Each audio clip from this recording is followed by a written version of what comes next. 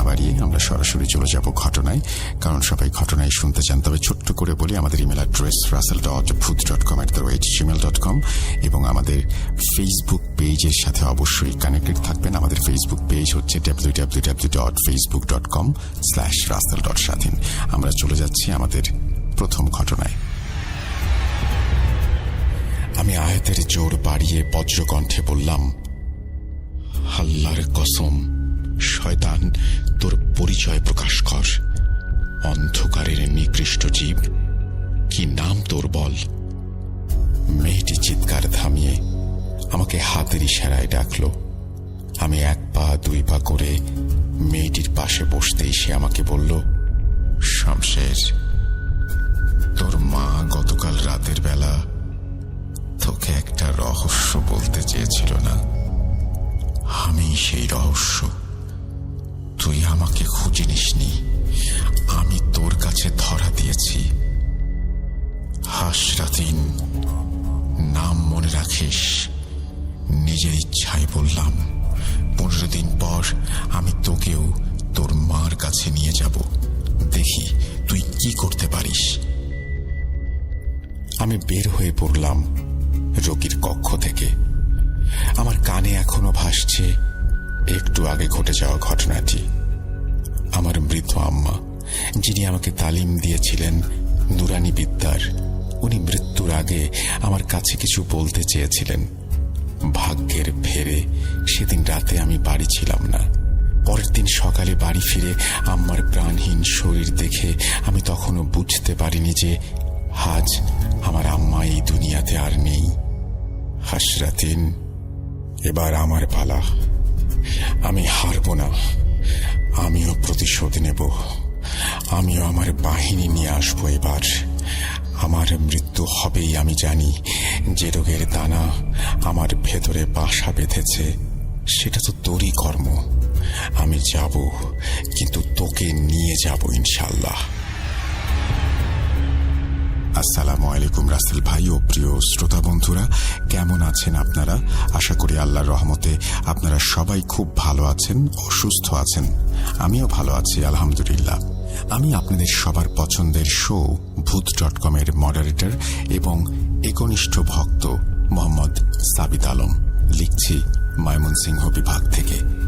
যে যেখান থেকে আজকের এই ঘটনাটি শুনছেন, আল্লাহ আপনাদের সবাইকে সবসময় খুশি রাখুন, সুস্বাস্থ্যের সাথে দীর্ঘ জীবন দান করুন এবং আপনাদের যেন জীবনে কখনো কারো কাছে কারো প্রতি নির্ভরশীল হতে না হয়।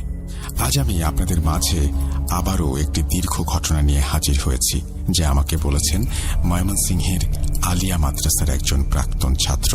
ওনার নাম কাউসার আহমেদ। কাউসার ভাই মূলত ঘটনাটি শুনেছিলেন ওনার পাকিস্তানি ওস্তাদ মরহুম মোহাম্মদ শমশের মোল্লার কাছ থেকে। শমশের হুজুরের সাথে কাউসার ভাইয়ের পরিচয় হয় বিশ্ব ইজতেমার সময়। প্রায় 2টা বছর ওনাদের যোগাযোগ চলমান অবস্থায় থাকার পর এক পর্যায়ে কাউসার ভাই ওনাকে ফোনে আর কখনো খুঁজে পায়নি। 2006 সালের ইজতেমায় শমশের হুজুরের কাফেলার সাথে কাউসার ভাইয়ের দেখা হলে উনি জানতে পারেন যে 5-6 মাস আগে শমশের হুজুর ফজরের আজানের আগে মাদ্রাসার ছাদ থেকে পড়ে মৃত্যুবরণ করেছেন। কাউসার ভাই আমাকে ঘটনাটি ওনার ওস্তাদ শমশের মোল্লার ভাষাতেই তুলে ধরেছিলেন। আমিও ঘটনাটি সেভাবে আপনাদের সামনে উপস্থাপন করছি। বলছেন শমশের মোল্লা,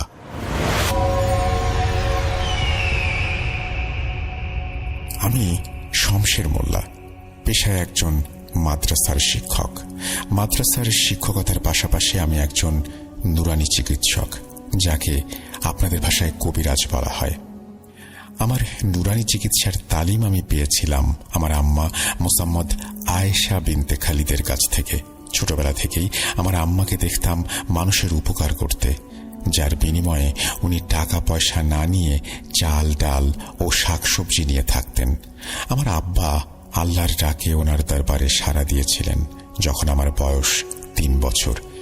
আব্বা কি কেমন হয় আমি জানতাম না। আমার আম্মা একজন কোরআনে হাফেজাও ছিলেন আলহামদুলিল্লাহ।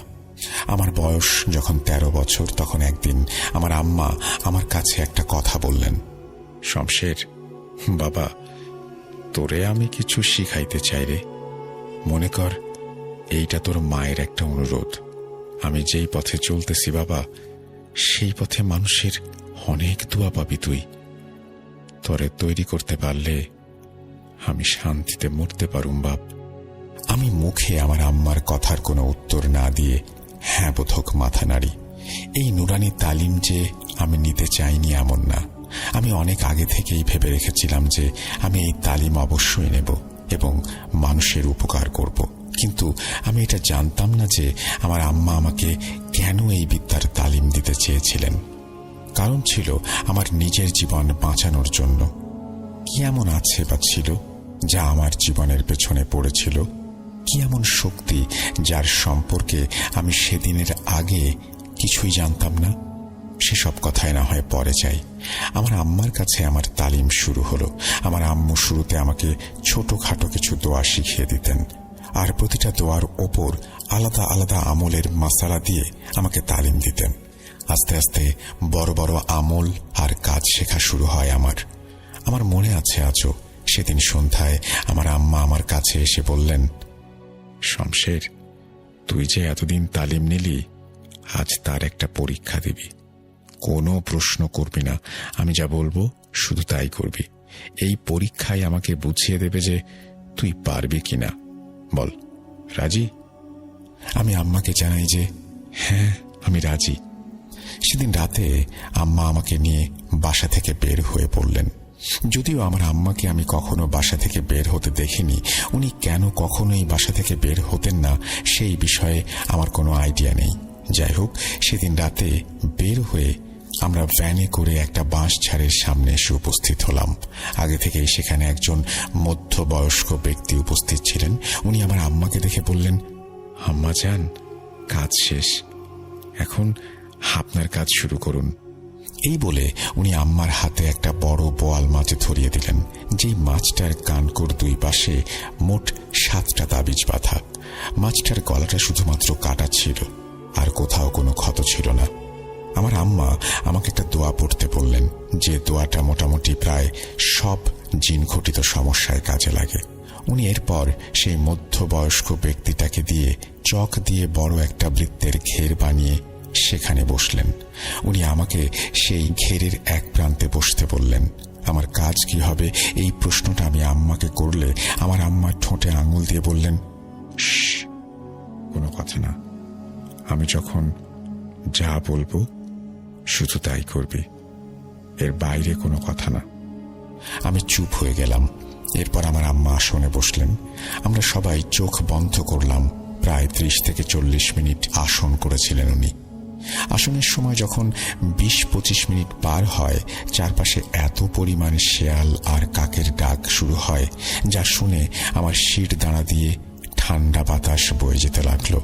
শীতকাল ছিল তখন, তবুও আমার কপালে বিন্দু বিন্দু ঘাম।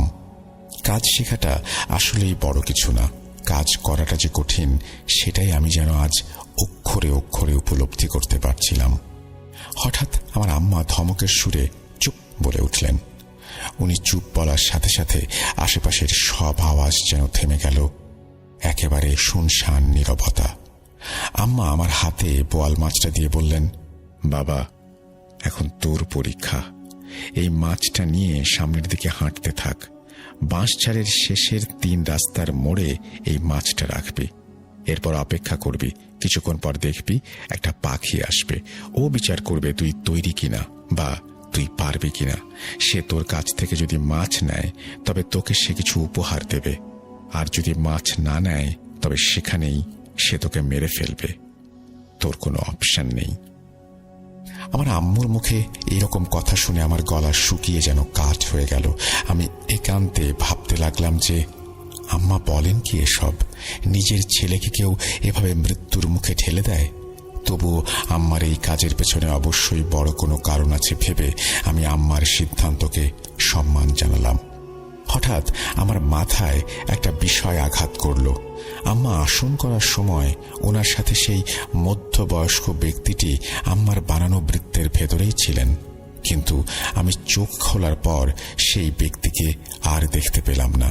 যেহেতু আমার প্রশ্ন করা বারণ ছিল, সেহেতু আমি আম্মাকে কিছুই জিজ্ঞেস করিনি। আম্মার কথা মতো আমি সেই লম্বা বাঁশঝাড়ের লম্বা পথ ধরে হাঁটতে লাগলাম। আমি খেয়াল করলাম আমার মাথার উপর দিয়ে একটা কাক আমাকে অনুসরণ করছে। আমি পাত্তা দিলাম না। প্রায় 10 মিনিট হাঁটার পর আমি বাঁশঝাড়ের রাস্তার মোড়ে এসে পৌঁছালাম। মোড়ের একেবারে মাঝ বরাবর বসে আমি আম্মার শিখিয়ে দেয়া দোয়াটা আওড়াতে লাগলাম। 2-3 মিনিট পরেই বাঁশঝাড়ের ওপর থেকে দমকা বাতাসের গর্জন ভেসে আসতে লাগলো। আমি ওপরের দিকে তাকাতেই আমার চোখ ছানা পড়া বিশাল আকৃতির একটা কাকাতুয়া পাখি এসে আমার সামনে দাঁড়ালো। পাখিটা এত বিশাল ছিল যে আমাকে যেন সে এক থাবাতে বা এক ঠোকরে মেরে ফেলার ক্ষমতা রাখে। আমি তবুও ভয়কে পাত্তা না দিয়ে পাখিটির চোখে চোখ রাখলাম। 2-3 মিনিট পাখিটি আমার চারপাশে ঘুরতে থাকলো।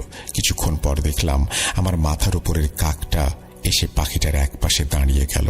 এরপর কাকাতুয়া পাখিটি আমার সামনে এসে বসে পড়ল। সে আমার হাতে থাকা মাছটার দিকে তাকিয়ে রইল। আমি মাছটা পাখিটার সামনে নিয়ে যেতেই সে মাছটাকে ঠোঁটে নিয়ে গিলে ফেলল। আমি বুঝতে পারলাম যে আমার দেয়া উপহার সে গ্রহণ করেছে। এবার সে আমাকে উপহার দেবে। কি উপহার দেবে সেটাই দেখার পালা। মাছটা খেয়ে পাখিটা নিজের ডানা থেকে গুনে গুনে 7টা পালক তার ঠোঁট দিয়ে ছেড়ে সেখান থেকে উড়ে চলে গেল। আমি পালকগুলো নিয়ে আম্মার কাছে ফিরে আসার জন্য রওনা দিলাম। এবারও দেখলাম সেই কাকটা আমাকে ফলো করছে। আম্মার কাছে পৌঁছানোর 20 থেকে 30 সেকেন্ড আগে কাকটাকে আমি আর দেখিনি। আমি ফিরে আসতেই আম্মুর মুখে হাসি। উনি আমাকে বললেন, সাবাস বেটা, আমি জানতাম তুই পারবি। আম্মার এই কথা আমার কানে বাজছিল। এমন সময় আমি দেখলাম সেই মধ্যবয়স্ক লোকটা বৃত্তের ভেতরে চুপ করে বসে আছে। আমি সেদিকে নজর না দিয়ে আম্মাকে কাকাতুয়া পাখির দেয়া সেই উপহার অর্থাৎ 7টা পালক দিয়ে দিলাম। আমার আম্মা 3টি পালক সেই ব্যক্তিটিকে দিয়ে বললেন, 3 জনের জন্য 3টা বানিয়ে কাল দিয়ে যাব। আম্মার কথা শুনে লোকটা আম্মাকে সালাম জানিয়ে বিদায় নিল। এরপর আম্মার সাথে আমিও বাড়ি ফিরে এলাম। আমি বাড়ি ফিরে আম্মাকে জিজ্ঞেস করলাম, আম্মা, আজ রাতে আমাদের সাথে যে ব্যক্তিটি ছিল উনি কে? আর এই কাকাতুয়া পাখি, আমি কিছুই বুঝতে পারছি না। আমার প্রশ্ন শুনে আমার আম্মা আমাকে জানালেন যে এই বিদ্যা আমাদের বংশগত। কবিরাজি বিদ্যা যে কেউ চাইলেই হাসিল করতে পারে না, কিন্তু আমরা যেই বিদ্যায় অধ্যয়ন করেছি সেটা আসলে শুধু কবিরাজি বিদ্যা না, এটা আসলে সিক্রেটলি শয়তানের বিরুদ্ধে যুদ্ধ। আর যে কোনো যুদ্ধে যেমন অস্ত্র, বর্ম বা আর্মসের প্রয়োজন হয়, সেগুলোর ব্যবস্থা নাকি আম্মু করেছেন। আমি অনেকে জিজ্ঞেস করলাম, কার বিরুদ্ধে যুদ্ধ, কোন শয়তান? আম্মু আমাকে জানালেন, 2 জাহানি শয়তান অনেক বড় একটা কাজ নিয়ে এসেছে। আমাদের সকল চিন্তা, ভাবনা, কাজ সবকিছুই শয়তান কনজিউম করে আর আমাদের ভালো কাজগুলো খারাপের দিকে নিয়ে যেতে বাধ্য করে, আর আমরা সেটা বুঝতে পারি না। আমাদের মাঝে কেউ কি হলপ করে বলতে পারবে যে সে কখনো পাপ করেনি আর যাই করেছে সব ঠিক করেছে? কেউ পারবে না। আমাদের এই যুদ্ধ কোনো নির্দিষ্ট গোত্রের শয়তানের বিরুদ্ধে না, বরং শুধুমাত্র শয়তানের বিরুদ্ধে। আম্মুর কথা শুনে আমার মনের ভেতরে এক ভয়াবহ শূন্যতা ভর করল। আমি আম্মুকে জিজ্ঞেস করলাম যে এই কাকতারুয়া পাখিটি যে শুধুমাত্র একটা পাখি না সেটা আমি জানি, কিন্তু ওই ব্যক্তিটিকে? আম্মু বললেন, সময় হলে জানাবেন। সেদিন থেকে ঠিক 7 দিন পর রাতের বেলা আমিও আমার আম্মু ঘুমাচ্ছিলাম। এমন সময় ঘরের দরজায় হালকা 3টা কড়া শব্দ। আমি দরজায় কে এসেছে দেখতে যাব, এমন সময় দেখলাম আমার আম্মা তড়িঘড়ি করে দরজা দিয়ে ঘরে প্রবেশ করলেন। হঠাৎ পেছন থেকে কেউ একজন আম্মুকে বললেন, দাঁড়াও খুকি, তুমি সবাইকে রক্ষা করতে